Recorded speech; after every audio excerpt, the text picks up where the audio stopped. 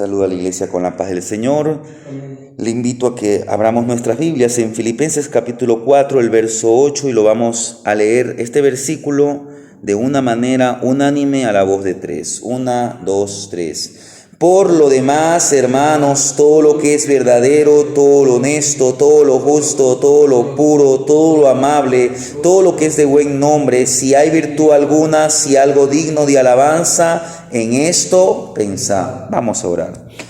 Gracias, Padre Celestial, por las bendiciones que tú nos das, por habernos traído a tu casa, porque hemos podido adorar tu santo nombre. Gracias por todo lo que tú has hecho.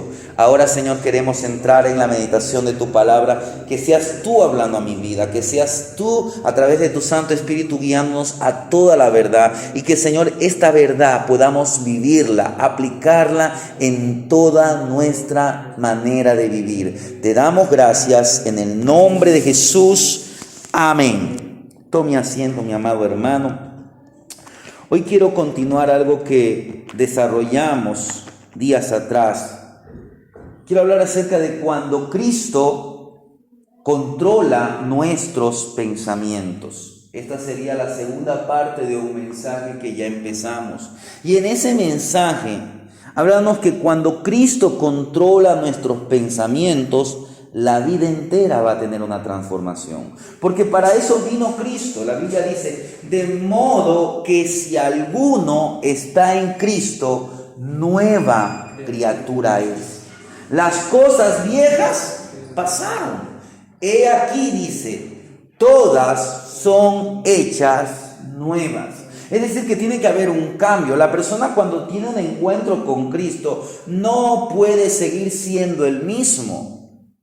Porque si sigue siendo el mismo es porque no ha tenido un verdadero encuentro con Cristo. Una cosa es que uno tenga conocimiento, una cosa es que uno tenga una religión, una cosa es que uno asista a una X o Y denominación, una cosa es que a uno le guste ciertas cosas del Evangelio de Cristo, pero otra cosa es tener un verdadero encuentro con Cristo, porque Cristo vino a ser morada con nosotros. Por eso es que Él dijo, es necesario que yo me vaya.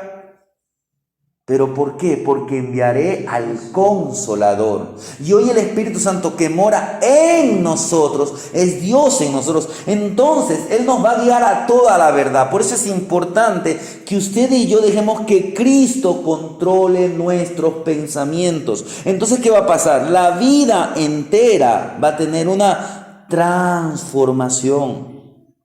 No somos lo que creemos ser. Somos lo que usted y yo pensamos. Miren lo que dice el escritor de Proverbios. Proverbios capítulo 3, el verso 7. Proverbios capítulo 3, el verso 7. Dice así. Porque cuál es su pensamiento en su corazón, tal es él. Come y bebe, te dirá. Mire, mas su corazón no está contigo. Mire. ¿Qué es lo que nos está diciendo aquí el escritor, el sabio Salomón? Que toda decisión inicia con un pensamiento. Si usted mañana dice, me gustaría a mí estudiar en X o Y universidad, todo se empieza con un pensamiento, un deseo, un anhelo. Puede ser que eso se lleve a hacerse realidad, como puede ser que no se lleve a ser realidad. Pero todo inicia con un pensamiento. Y por eso es importante que nuestros pensamientos sean controlados por Cristo. Hoy el mundo está lleno de preocupaciones, lleno de ansiedades, lleno de estrés.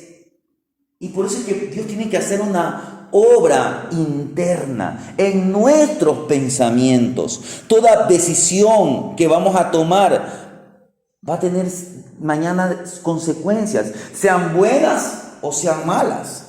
Entonces, ¿en qué estamos pensando? Veíamos días atrás que tenemos que pensar en todo, como dice allá en el libro de Filipenses, que tenemos que pensar en todo aquello que es puro, en todo aquello que es amable. Mire, volviendo a Filipenses capítulo 4.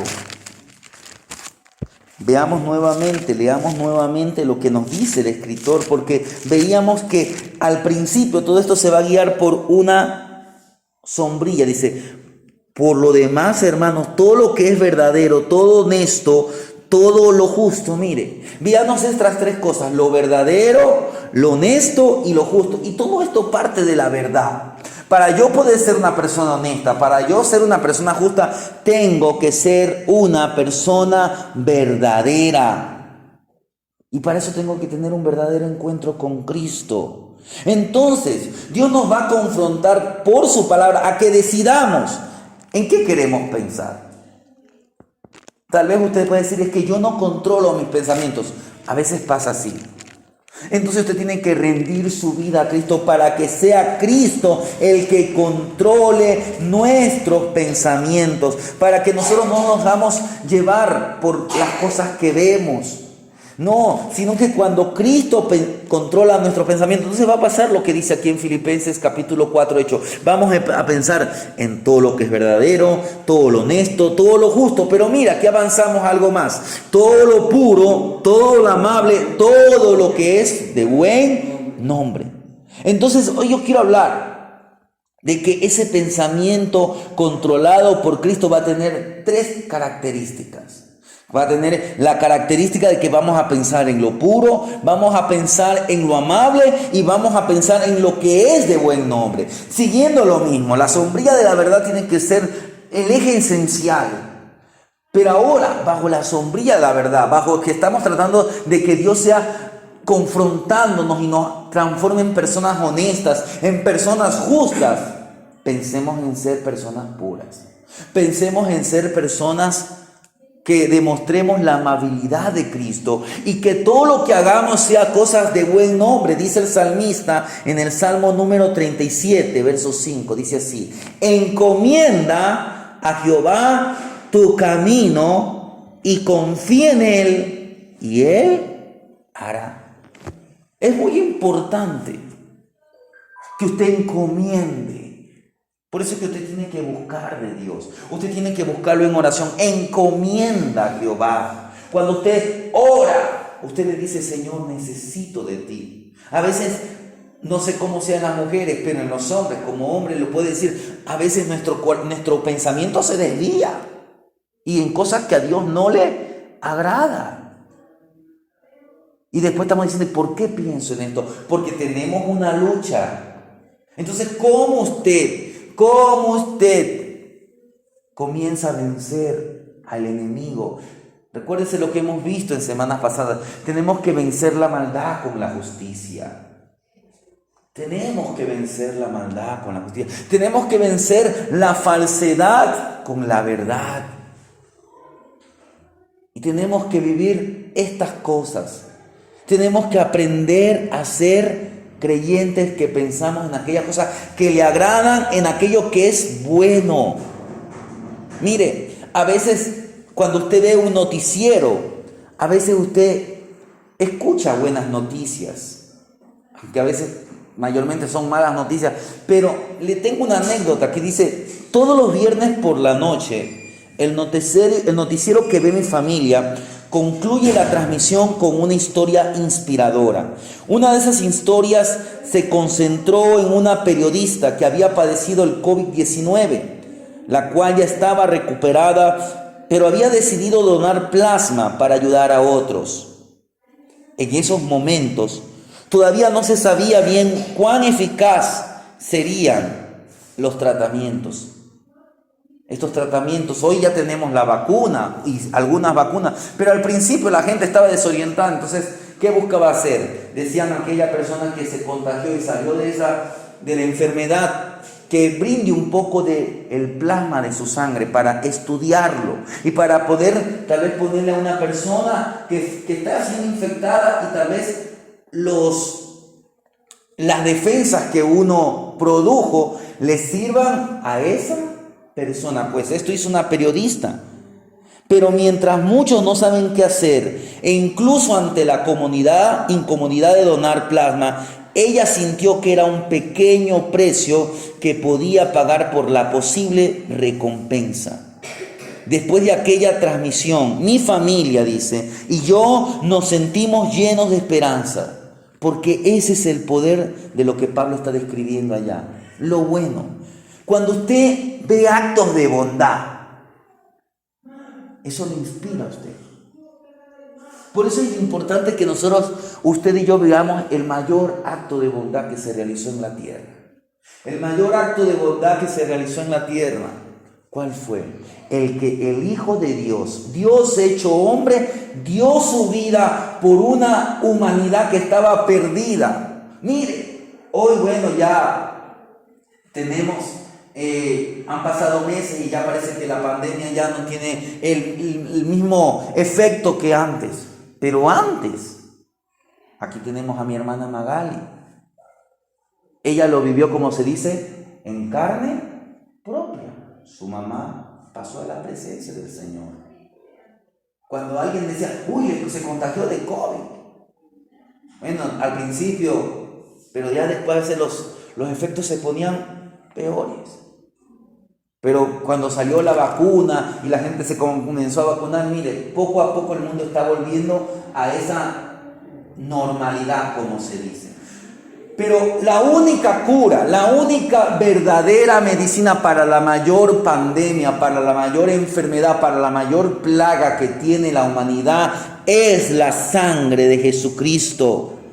Pablo no estaba pensando en donar plasma, pero sí en acciones sacrificadas a favor de alguien necesitado. En otras palabras, Pablo quería reflejar una conducta semejante a la de Cristo. Sin embargo, cuando usted y yo escuchamos esa noticia esperanzadora, tal vez esto no tenga el efecto que uno ha pensado, pero por eso tenemos que ser testigos de la mayor bondad, la bondad de Dios. Y tenemos que hacer todo lo bueno, porque va a ser un privilegio procurar tener todas aquellas cosas que habla Pablo. Mire, si usted practica la verdad, si usted practica la honestidad, si usted practica la justicia, nadie podrá hablar mal de usted. Cuanto más si usted es una persona amable, una persona pura, si usted hace las cosas de buen nombre. Por eso, esta enseñanza tiene ese propósito de que usted y yo desarrollemos primeramente el poder de la pureza. Porque el poder de la pureza nos cambia. Dice, todo lo puro. Piensa en cosas que no contaminen la mente. Porque estamos rodeados de cosas impuras. Los pensamientos impuros, ¿qué pasa? Cuando usted y yo tenemos pensamientos impuros, esto va a privar el poder, va a ser un obstáculo para que el poder del Espíritu Santo se desarrolle en nuestras vidas. ¿Por qué? Porque Dios es santo. Él es santo. Entonces tenemos que luchar contra esos pensamientos impuros. Y por eso que usted tiene que abandonar, tiene que desarraigar aquellas cosas que pueden producir pensamientos impuros. Las fuentes de impureza nos rodean. Los materiales impresos se concentran en inmoralidad. Y esto es algo impuro. Los productores de televisión que violan los estándares cristianos con cosas impuras. Las películas con tramas inmorales, lenguajes indecentes, son cosas impuras. Los diferentes medios de comunicación, tenga cuidado también con las redes sociales, con las plataformas de entretenimiento. Hoy, mire, hoy ya usted no necesita tener la televisión. ¿Por qué? Porque con el celular y con el internet usted puede tener una gama de series, películas. Y no digo que esto sea un pecado tener una plataforma de estas, pero usted tiene que tener muchísimo cuidado. Porque muchas de las plataformas de entretenimiento son más manejadas ¿por quién? Por personas que tienen ideologías a favor de las ideologías de género. En pasadas semanas salió una película de X productora, no voy a decir el nombre porque a veces en el medio cristiano se ponen a hacer polémica de esta película. Yo me pongo a pensar, entonces ¿para qué van al cine? Los que saben de la película es porque la vieron. Y bueno, hasta pueden tener para debatir ideas, conceptos. Pero, mire, le hablo a una persona que le gusta el cine. A mí me encanta el cine. Pero en este año solamente una vez me he ido al cine. ¿Y después de cuántos años? Después de 4, 5 años. ¿Y me he muerto sin ver películas en el cine? No, he ahorrado dinero. Porque ¿cuánto le cuesta una entrada al cine? No es que le cuesta $1, ni le cuesta $2. Como mínimo 5, 6, 7 dólares.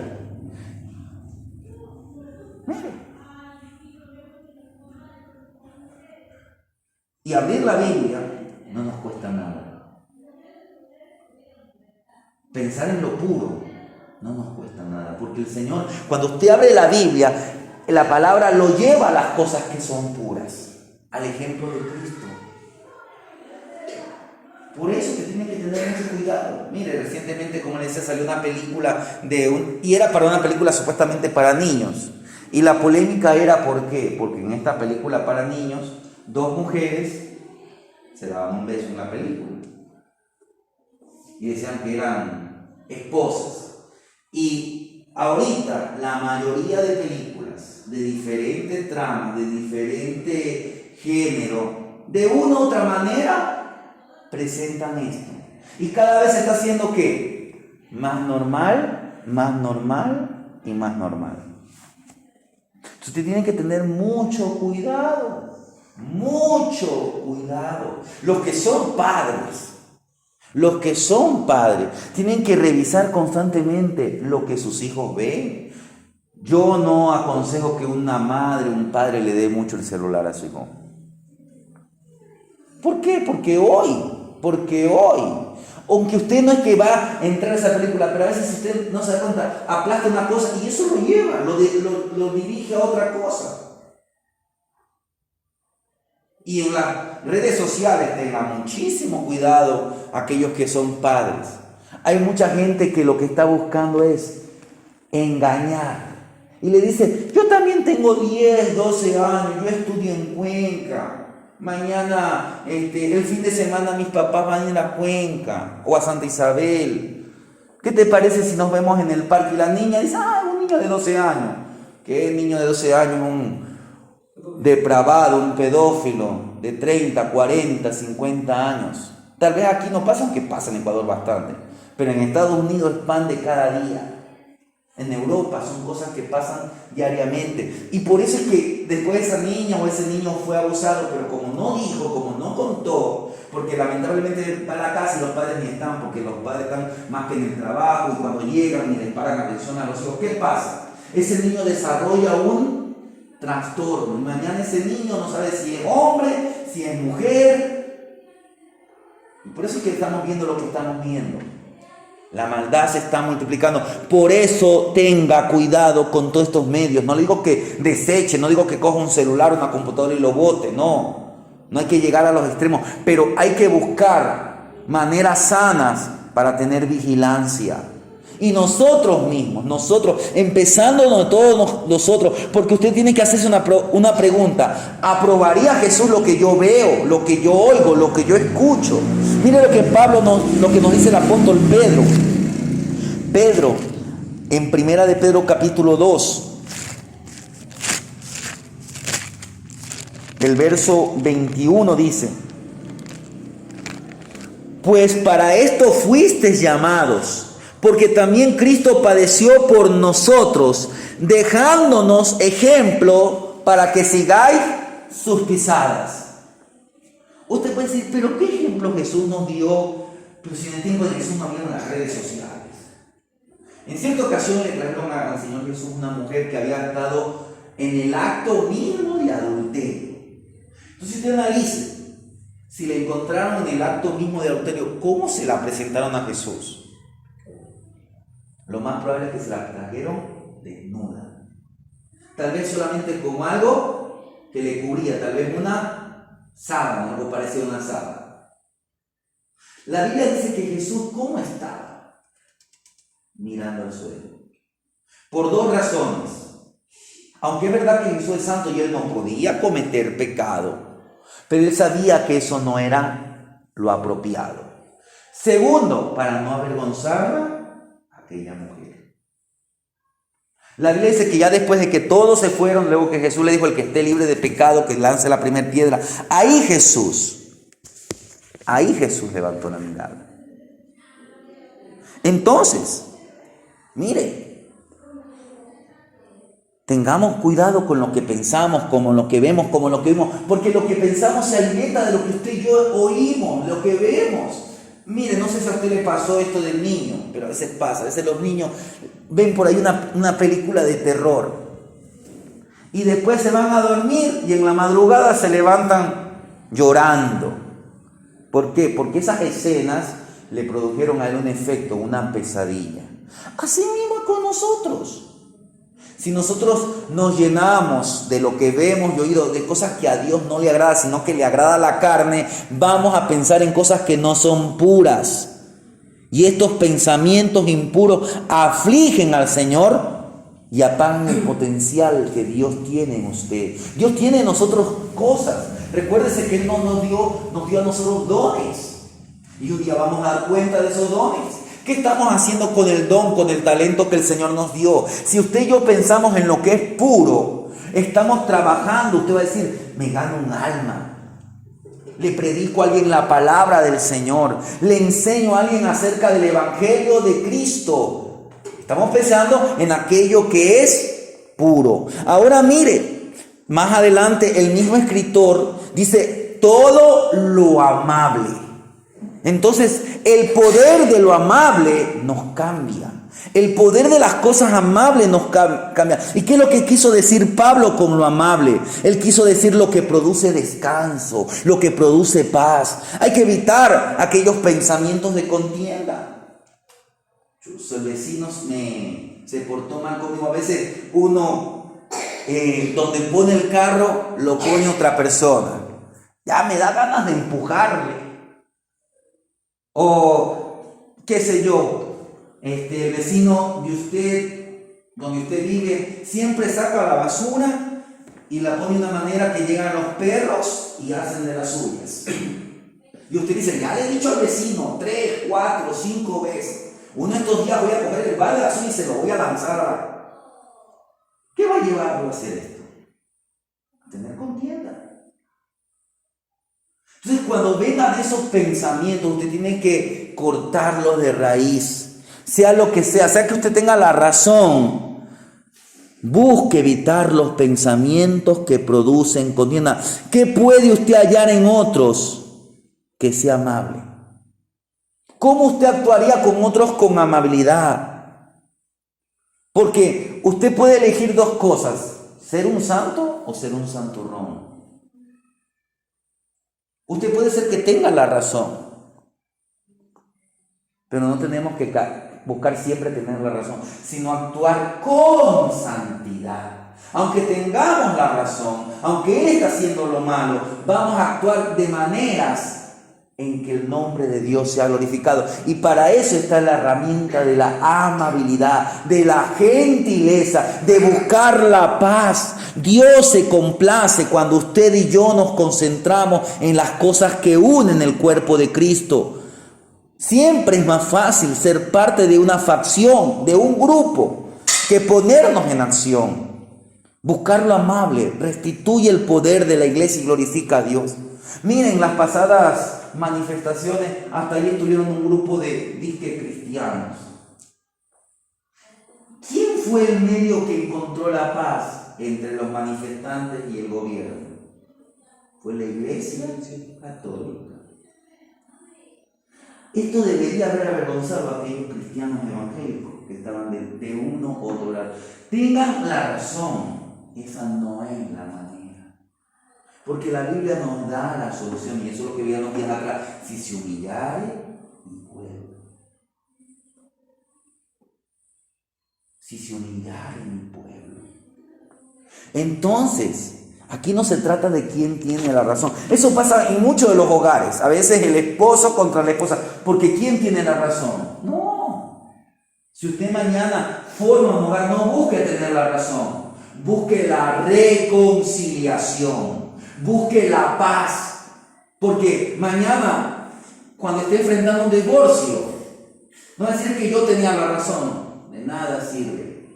De nada sirve. El Señor nos llamó a buscar la paz.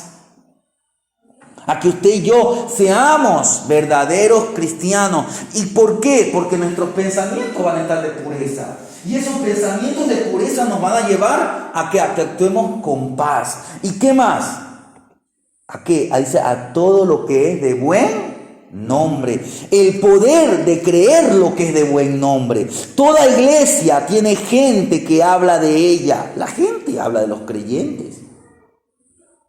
La gente habla de las comunidades cristianas. La gente se entera antes que los mismos creyentes.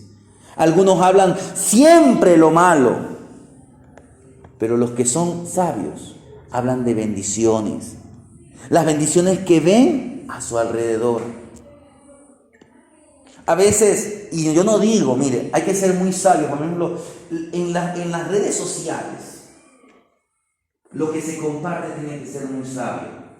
A veces en las redes sociales los mismos cristianos están hablando de lo que hacen mal otros creyentes. Y lo dan con nombre y apellido. Escuche. La Biblia enseña, el apóstol Pablo enseñaba, que cuando haya contiendas, cuando haya disensión en el medio cristiano, no es a voz popular. ¿Por qué? Porque esto no edifica. Yo aquí a veces le he hablado a ustedes, X o Y movimiento tiene ideas contrarias, pero no por el nombre de las personas. Si usted dice, por ejemplo, tiene alguna duda de algún X predicador, bueno, vamos a ver por la palabra, qué es lo que le está diciendo. Porque muchos buenos predicadores también se desvían de buen camino. O a veces falsos predicadores también dicen algo de verdad, pero no todo el mensaje de ellos es verdadero, como que hay una mezcla. Pero, ¿de qué nos serviría a nosotros, por ejemplo, digamos, entra aquí una persona en conversa y yo me pongo a hablar de que la iglesia de allá, X o Y razón, es una iglesia pecadora? Esa creyente va a decir, no. Esa persona que no es creyente va a decir, y no dicen que tienen a Cristo.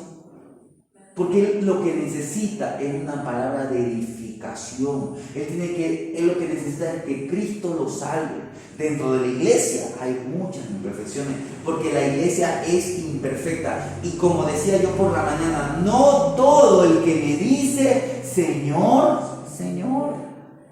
Pero ¿esto para quién es? Ni siquiera para un cristiano recién nacido. Esto ya para un creyente maduro. Por eso es que usted, si ya tiene 3, 4, 5 años, usted ya se bautizó, usted tiene que buscar crecer en madurez. ¿Por qué? Porque la iglesia necesita cristianos maduros.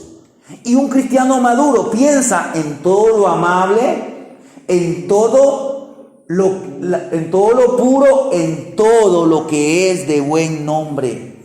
Por eso nuestro motor, ¿cuál tiene que ser en este caso de las 3 cosas? La pureza. El motor de esto tiene que ser la pureza.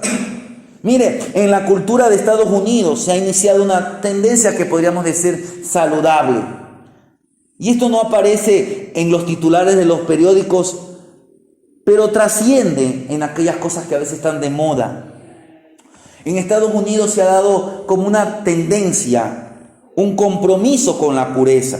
La promesa de chicos y chicas, jóvenes, de mantenerse sexualmente puros hasta que se casen.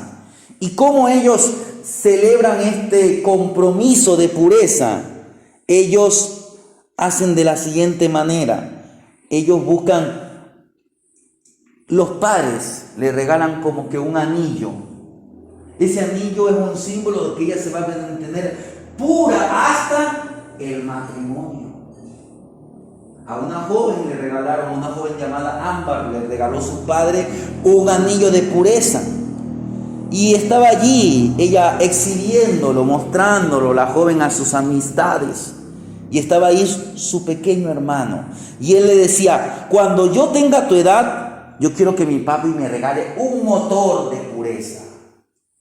para la bicicleta, para qué sé yo, para una pequeña moto, qué sé yo. Pero él quería un motor de pureza, no quería un anillo. ¿Cuál es su motor de pureza?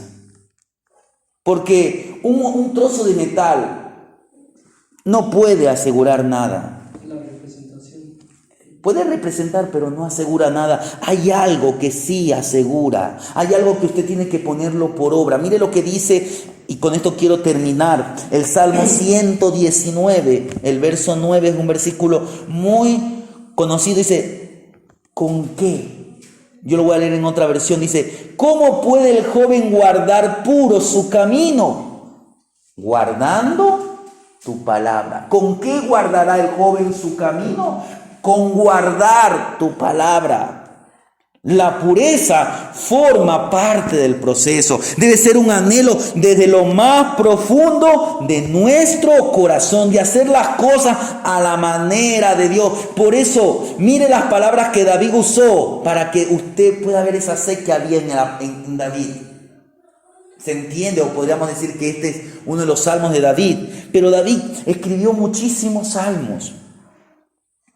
Pero él dice, sea el salmista que escribió, dice que él miraba atentamente la ley de Jehová. ¿Con qué guardará el joven tu camino? Mire lo que dice el verso 10 de lectura en el Salmo 119, verso 10, mi hermano. Con todo mi corazón te he buscado, no me dejes desviarme de tus mandamientos. Mire, hagamos un alto allí. Con todo. No con una parte, usted tiene que entregarle su corazón. ¿Por qué? Porque el corazón humano no es puro. Jeremías dice que engañoso y perverso. Es todo lo contrario a la pureza. Usted tiene que entregar su corazón con todo mi corazón. Mire, con todo mi corazón te he buscado. Tiene que ser una búsqueda completa. Y él le dice en su oración, y esto va unido, mire, oración y palabra. Dice, no dejes que me desvíe. Mire lo que dice el verso siguiente. Lea el verso 11. En mi corazón he guardado tus dichos, para no pecar contra ti. Mire, en mi corazón he atesorado. Esa palabra guardar está hablando de atesorar. He guardado, he atesorado, he valorado, he tenido como algo de suma importancia. Y vea lo que dice el siguiente versículo, el verso 12. Bendito tú, oh Jehová, enséñame tus estatutos. Mire, ya él había guardado, ya él había atesorado, pero él quería que Dios le continúe enseñando. Por eso es que usted no tiene que cansarse de las cosas de Dios. Bueno, ya hoy ya fui al culto. No se trata de cumplir con una organización, no se trata ni siquiera de cumplir con el que está al frente, no, esto tiene que ser su camino. Enséñame, porque aquí lo que el que está al frente es solamente un vehículo, un canal para transmitir el consejo de Dios. Y mire lo que dice el verso 14. Lea el verso 14. Me he gozado en el camino de tus testigos. Mire, me he gozado. La palabra de Dios tiene que producirle gozo. Usted cuando lea la palabra de Dios, dígale en oración, habla mi vida. Y aunque la palabra a veces es como un martillo, es como un matal, usted tiene que decir, Señor, prodúceme el gozo de tu espíritu. Señor, que estas palabras entren en mi corazón y que yo al meditarlas encuentre gozo, encuentre paz. Y por último, dice el verso 15 y 16, mire lo que dice el verso 15 y el verso 16. Lea, mi hermano. En tus mandamientos meditaré, consideraré tus caminos. Me regocijaré en tus estatutos, no me olvidaré de tus palabras. Mire, ahí dice 4 cosas. Meditaré, consideraré, gozaré, es decir, me deleitaré y no olvidaré tus palabras. Si usted practica esto con la palabra, si usted está constantemente meditando, considerando, deleitándose y no olvidándolas, poniéndolas por obra, la pureza irá más allá de las acciones físicas. Va a ser una condición de su corazón. Usted va a encontrar el remedio contra la impureza que nos rodea. La pureza, su remedio únicamente es Dios. Y usted tiene que decidir vivir con pureza a los ojos de Dios, anhelando su palabra. Para terminar, todas estas poderosas cualidades, lo puro, lo amable, lo de buen nombre, solamente se encuentran en Cristo. Puesto los ojos en Jesús, el autor y consumador de la fe. Por lo tanto, usted y yo tenemos que rendirnos totalmente a Cristo. Él produce todo eso en nosotros y es el pensamiento controlado por Cristo que nos va a convertir en canales del poder de Dios. Dios quiere hacer un verdadero cambio en nosotros. Por lo tanto, deje que Cristo controle nuestros pensamientos. Cuando Cristo controle nuestros pensamientos, seremos canales de su poder para su gloria y para su honra. Amén.